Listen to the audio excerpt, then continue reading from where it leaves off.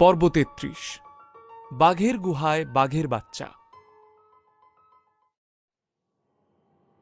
দাদামশাই এসে গেছো? ফাইনালি। দরজার দিকে তাকিয়ে হাঁপ ছেড়ে বাঁচল প্রণয়। ঘরে প্রবেশ করল প্রবীর মিত্র, এই রিয়েল এস্টেট কোম্পানির একচ্ছত্র মালিক। প্রবীর মিত্রের বড় ভারী চেহারা, গম্ভীর পদধ্বনি, কালো মোটা ফ্রেমের চশমা একটা বিশেষ আভিজাত্য বহন করছে। দেখলে মনে হয় দীর্ঘদিনের পোড় খাওয়া বিজনেসম্যান। অভিজ্ঞতায় কপালে ভাঁজ পড়েছে, চোয়াল শক্ত, ক্লিন শেভ করা গাল। স্কুলে বন্ধুদের সাথে মারপিট হলে যখন হেরে যাওয়া বন্ধুটির বাড়ির লোক আসে, তখন যেভাবে বন্ধুটি নালিশ জানায়, ঠিক সেভাবে প্রণয় ওর দাদামশাইকে দেখে অভিযোগ করার জন্য লাফিয়ে উঠল। যেন আর কোনো ভয় নেই, আর কোনো চিন্তা নেই। নিজের দাদামশাইকে দেখে প্রণয় দিনকে রাত করে কথার ওপর কথা চড়িয়ে নানান কিছু বলতে লাগল। সাজিয়ে গুছিয়ে এমনভাবে বলল যাতে প্রবীর মিত্র ইজিলি চটে যায় আর ডিরেক্টরকে আচ্ছা করে শায়েস্তা করে। প্রণয় দাদামশাইয়ের একেবারে পাশে চলে গিয়ে গলার স্বর নিচু করে বলল, দাদামশাই, ডিরেক্টর স্যার আজ আমাকে রিসেপশনে সবার সামনে শুধু অপমান করেছেন তা নয়, আমার গায়ে হাতও তুলেছেন। দাদামশাই, উনি তোমার নাতির সম্মান একেবারে ধুলোয় মিশিয়ে দিয়েছেন। আমার সম্মান মানে তো আমাদের পরিবারের সম্মান। কথাটা শেষ হওয়ার আগেই প্রবীর মিত্রের মেজাজের আগুন ধিকি ধিকি জ্বলতে শুরু করল। সে সোজা ডিরেক্টরের দিকে তাকিয়ে বলল, প্রণয় যেটা বলছে সেটা সত্যি? তুমি আমার নাতির গায়ে হাত তুলেছ? এই অধিকার তোমাকে কে দিল? প্রণয়ের থেকেও প্রবীরবাবুর কাছে গুরুত্বপূর্ণ হয়ে পড়েছিল ওনার বংশমর্যাদা। ছোট বড় যেই হোক না কেন, নিজের পরিবার পরিজন সব থেকে কাছের। কোনো সাধারণ মানুষও নিজের রক্তের মানুষের কোনো অপমান মুখ বুজে সহ্য করবে না। এ তো আবার প্রবীর মিত্র। ওর বুটের শব্দ শুনে যে কেউ বলে দিতে পারে ওর আভিজাত্য বনে দিয়া না। ডিরেক্টর একটু আগেই নীলকে বলেছিলেন, মিত্রমশাই রিজনেবল মানুষ, বিচার বিবেচনা করেই নাকি উনি সিদ্ধান্ত নেন। কিন্তু প্রবীর মিত্রের শেষ কথাগুলো শোনা মাত্র ডিরেক্টরের নিজের ধারণার ওপর নিজেরই সংশয় হল। মানুষটিকে কি ভুল চিনত এতদিন? নাকি নিজের রক্ত এতই দুর্বলতার জায়গা যে সেখানে কাউকেই রেয়াত করা যায় না? ডিরেক্টর তবুও নিজেকে ডিফেন্ড করার জন্যে উদ্গ্রীব হয়ে বলল, মিত্রবাবু, আপনি ভুল করছেন। আপনি এই পেন ড্রাইভে সব ফুটেজ আছে, সেগুলো দেখুন। দেখলেই বুঝতে পারবেন প্রণয় অন্যায় আবদার করছে। আপনি একবার... ডিরেক্টরের কথা তখনও শেষ হয়নি। নিজের সপক্ষে আরও কিছু যুক্তি প্রয়োগ করতে যাবে সে, কিন্তু তার আগেই ধৈর্য হারালেন প্রবীর মিত্র। তুমি জানো না আমি রায়চৌধুরী গ্রুপ অফ ইন্ডাস্ট্রিজের ডেপুটি ডিরেক্টর? আমার এই কোম্পানি রায়চৌধুরীদের সাথে পার্টনারশিপে আছে। আমার তোমার মতো অত সময় নেই।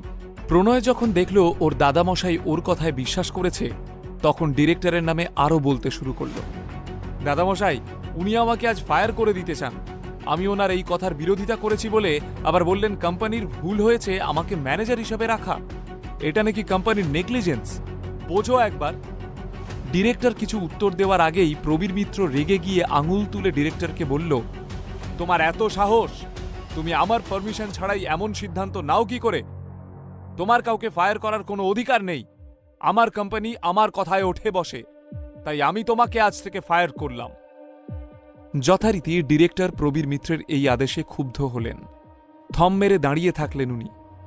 এতক্ষণে প্রণয়ের মুখে হাসি ফুটল। ওর মনস্কামনা পূর্ণ হয়েছে বলে ও আনন্দে আরও কনফিডেন্স খুঁজে পেল।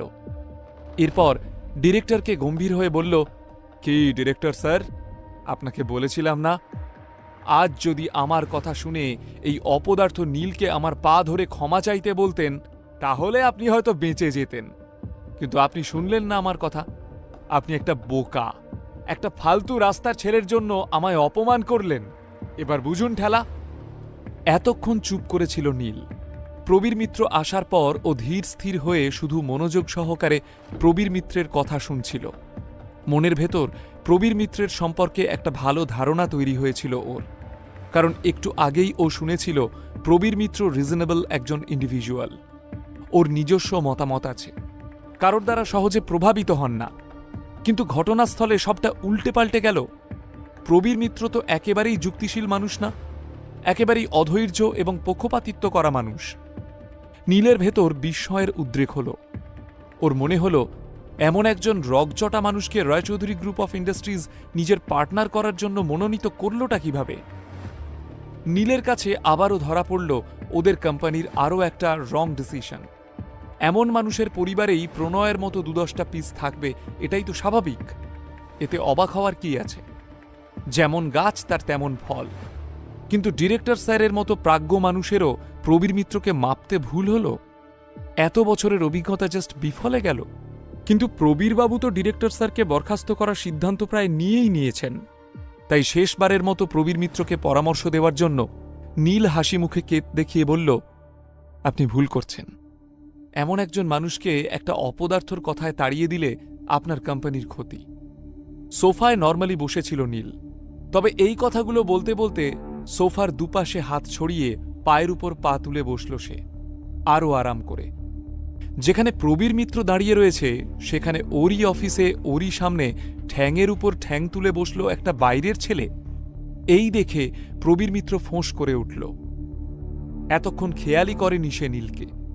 নীলের বেশভূষা দেখে ওর এই আচরণ স্বাভাবিকভাবেই সহ্য করতে পারল না প্রবীর মিত্র। নীলও জানত নীলের এই কনফিডেন্স একেবারেই হজম হবে না প্রবীরের। ও যেন ইচ্ছে করেই আরও বেশি নিজের কুল ইমেজ ধরে রাখার চেষ্টা করল, যাতে প্রবীর মিত্র আরও ক্ষিপ্ত হয়ে ওঠে। আসলে কোনো প্রতিকূল পরিস্থিতিতে মানুষের প্রতিক্রিয়াই বুঝিয়ে দেয় মানুষটি আদতে কেমন, তার ভেতরে আদৌ কোনো মাল মশলা আছে নাকি পুরোটাই ফাঁকা। আসলে নিজেদের কোম্পানির এই পার্টনার আদতে কেমন সেটাই বুঝে নিতে চাইছিল নীল। পরীক্ষা করে দেখে নিচ্ছিল ভবিষ্যতে এই পার্টনারশিপ আদৌ মজবুত হবে নাকি এখনই চুকে যাবে প্রবীর মিত্রের সাথে রায়চৌধুরীদের সমস্ত বন্ডিং। মুখে একটা হাসি নিয়ে বিচার করছিল নীল। Who is he? আমার অফিসে বসে কি করছে? প্রণয়কে জিজ্ঞেস করল প্রবীর। তারপর নীলের দিকে তাকিয়ে বলল, নির্লজ্জের মতো বসে আছো, দেখতে পাচ্ছ না মালিক দাঁড়িয়ে রয়েছে? আবার আমাকে জ্ঞান দিচ্ছ বসে বসে। কে তুমি? হ্যাঁ? এতক্ষণ যেন এরই অপেক্ষা ছিল প্রণয়। ওর সমস্ত অভিযোগ অভিমান গিয়ে এবার পড়ল নীলের উপর। সুযোগের সদ্ব্যবহার করে দাদামশাই প্রবীর মিত্রকে বলল, এই তো যত নষ্টের গোড়া দাদামশাই, এর জন্যই আমাকে এত অপদস্থ হতে হয়েছে। এর নাম নীল। খুব দেমাগ, পয়সা নেই অথচ দেমাগ রয়েছে।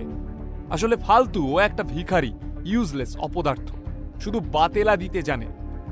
তুমি জানো আমি চাইলে এক্ষুনি তোমাকে এই ঘর থেকে বের করে দিতে পারি। প্রবীর থ্রেট দেওয়ার ভঙ্গিতে কথাটা বলল নীলকে। নিশ্চয়ই পারেন, কিন্তু আমি শুনেছিলাম আপনি একজন রিজনেবল মানুষ। আসলে ঘটনা ঘটার সময় তো আপনি ছিলেন না, তাই না? তাহলে এক পক্ষ শুনেই আপনি বিচার করে বসলেন কে ঠিক আর কে ভুল। আচ্ছা, আপনিও তো ভুল হতে পারেন। আগে জানুন, শুনুন, তারপর তো ডিসাইড করবেন কে আসলে অন্যায় করেছে, সেটা বুঝতে পারবেন। নীল এবার ধীরে উঠে দাঁড়িয়ে কথাগুলো প্রবীরের চোখের দিকে তাকিয়ে বলল। প্রবীর দুপা পিছিয়ে নিরাপদ দূরত্বে এসে দাঁড়াল। ওর মতো স্ট্রেচারের মানুষেরা পছন্দ করে না কেউ তাদের এত কাছে এসে কিছু বলুক। সেখানে নীল তো একেবারে প্রবীরের চোখে চোখ রেখে কথাগুলো বলেছিল। তাই প্রবীর খানিক অবাকই হল নীলকে দেখে। তুমি তুমি আমায় শেখাবে কিভাবে বিচার করতে হয়? দেখে তো মনে হচ্ছে পেটে বিদ্যেটুকুও নেই। দেখো, আমরা একটা সিরিয়াস কথা আলোচনা করছি। এটা অনেক বড় কোম্পানি, আর সেটার কিছু প্রোটোকলস আছে। I hope you know protocols meaning. But anyway, তাই তুমি এসবে ঢুকো না। এখান থেকে চুপচাপ চলে যাও, না হলে আমার সিকিউরিটি ডাকতে হবে। তোমার ঘাড়ে উত্তম মধ্যম পড়লে শিখতে পারবে কোথায় দাঁড়িয়ে কিভাবে কথা বলতে হয়। প্রবীর শেষ করতেই প্রণয় চিৎকার করে উঠল, না দাদামশাই, ওকে বলো আমার পায়ে পড়ে ক্ষমা চাইতে। ওর জন্য আমার অনেক অপমান হয়েছে। প্রণয়ের এইরকম বাচ্চাদের মতো বায়না শুনে নীলের বড়ই হাসি পেল। প্রবীর চোখ নাচিয়ে প্রণয়ের পায়ের দিকে ইশারা করল নীলকে। সেভাবে নীলকে বোঝালো যে প্রণয়ের পায়ে পড়ে ক্ষমা চাইতে হবে। কিন্তু নীলও এক গুঁয়ে। ও শুধু দাঁড়িয়েই রইল না, উল্টে প্রবীর মিত্রকে বলল, ক্ষমা যদি কারোর কাছে চাইতেই হয় তাহলে চাইবেন আপনি প্রবীরবাবু, তাও আমার কাছে, আপনার কোম্পানির এই ডিরেক্টরের কাছে। আর আপনার এই বেপরোয়া নাতির কি অবস্থা করি সেটাও আপনি দেখতেই পাবেন। আগে আপনি আর আপনার নাতি আমার কাছে ক্ষমা চাইবেন, তারপর ভেবে দেখব কি করা যায়। Come on, do it. দাদামশাই, দেখেছো দেখেছো কি অ্যারোগেন্স? একবার দেখো খালি, তোমার সামনে মুখের ভাষা শোনো। রাতো। এই বলে প্রণয় এক লাফে উঠে নীলকে মারতে উদ্যত হল। কিন্তু পথের মাঝে ডিরেক্টর এসে দাঁড়ালো। আসলে ডিরেক্টরের দায়িত্ব ছিল রয় চৌধুরী গ্রুপ অফ ইন্ডাস্ট্রিজের সিইওকে রক্ষা করা। তবে এই ডিরেক্টর নীলকে যতটা সরল সাদাসিধে ভেবেছিল, নীল অতটাও গোবেচারা নয়। এই ঘরে আসার পর থেকে নীলের আচরণই সে কথার প্রমাণ দিচ্ছিল। তাই সেও এক প্রকার হাল ছেড়ে দিয়ে বসে পড়েছিল। কিন্তু প্রণয় যখন একেবারে মারতে উঠে এলো, তখন উনি তার দুর্বল শরীর দিয়ে আটকাতে গেলেন। কিন্তু প্রণয়ের এক ধাক্কায় মাটিতে লুটিয়ে পড়লেন তিনি। নীল এই দৃশ্য দেখে যারপর নাই ভীষণ ক্ষুব্ধ হল। ওর মাথার রগগুলো ফুলে উঠল। হিংস্র পশুর মতো ঝাঁপিয়ে পড়ে প্রণয়ের পেটে মারল কষিয়ে একটা লাথি। প্রণয় তীক্ষ্ণ স্বরে চিৎকার করে ছিটকে গিয়ে পড়ল মেঝেতে।